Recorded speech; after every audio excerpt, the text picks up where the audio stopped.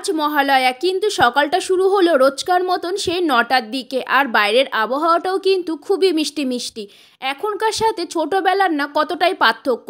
ছোটোবেলায় কত উৎসাহ সহকারে ভোর 4টা-5টার দিকে উঠে মহালয়া দেখতাম, তো এখন আর মনেই হয় না যে ঘুম থেকে উঠে মহালয়া দেখি। কারণ মনে হয় একটা চ্যানেলের সাথে যেন আর একটা চ্যানেল কম্পিটিশন করছে, তার থেকে বেশি কম্পিটিশন করছে মনে হয় ডান্সে। কারণ 5 মিনিট পর পরই কিন্তু সকলে ডান্স করতে শুরু করে দেয়। যাই হোক, তারপরেও কিন্তু ভোর 5টার দিকে আমার ঘুম ভেঙে গেছিলো।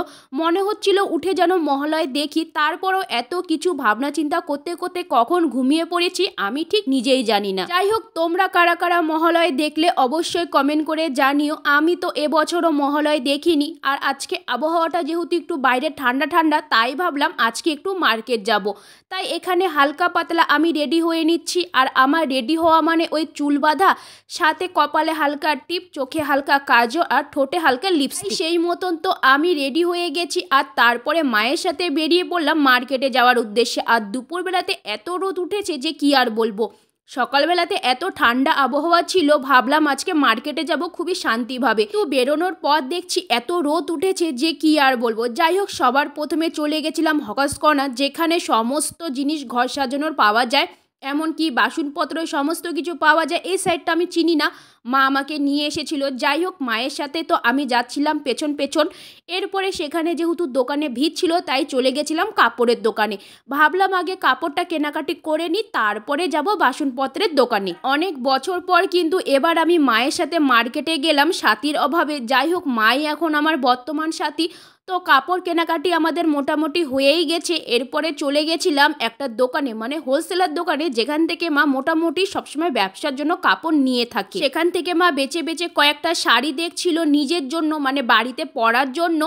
এরপরে চলে গেছিলাম আরেকটা দোকানে, যেখান থেকে মা সবসময় ব্লাউজ নেয়, মানে হোলসেলারে। তো সেখানে গিয়ে কিন্তু মা এখানে কয়েকটা ব্লাউজ নিল, আর আমি এখানে ভিডিও করছিলাম বসে বসে। যাই হোক, সমস্ত কিছু নিয়ে আমি আর মা কিন্তু বাড়ির পথে রওনা দিয়েছি।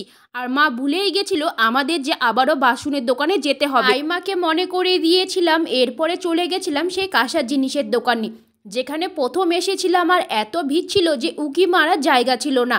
এখন অনেকটাই ফাঁকা। আর এইদিকে একজনের নিচ্ছিল দুর্গা প্রতিমার মূর্তি, যেটা দেখতে অনেকটাই সুন্দর ছিল। যাই হোক, আমরা এসেছিলাম এখানে ঠাকুরের জন্য থালা নিতে, তো কাঁসার থালাগুলো দেখছিলাম।